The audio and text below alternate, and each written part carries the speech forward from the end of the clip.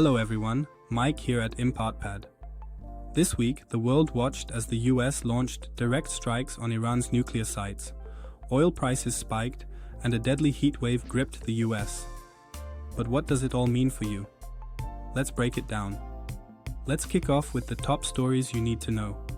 First, the US bombed 3 Iranian nuclear facilities, escalating the Israel-Iran conflict and fueling global fears of a wider war. This could reshape Middle East alliances overnight. Second, oil prices jumped and global stocks slumped as markets digested the fallout from the strikes. Energy costs and inflation could hit your wallet soon. And third, Fred Smith, the founder of FedEx and a logistics legend, passed away at age 80, marking the end of an era in global delivery. Let's dive deeper into the week's biggest story. In a move years in the making, the US launched a surprise attack on 3 Iranian nuclear sites, using advanced weaponry and stealth tactics to avoid detection. President Trump called it a spectacular military success, warning of more attacks unless Iran makes peace. Experts say this marks a major escalation, with the US now directly involved in Israel's war with Iran. The international community is urging diplomacy, fearing a broader regional conflict. As one analyst put it, this is a risky gambit that could redraw the map of the Middle East overnight.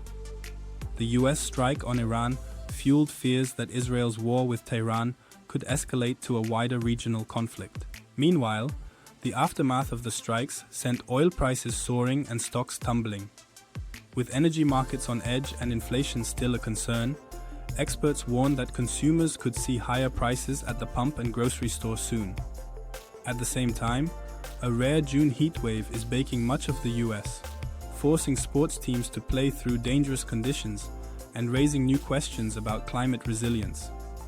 Several major league teams played through a second straight day of muggy conditions as dangerously hot temperatures dominated parts of the United States.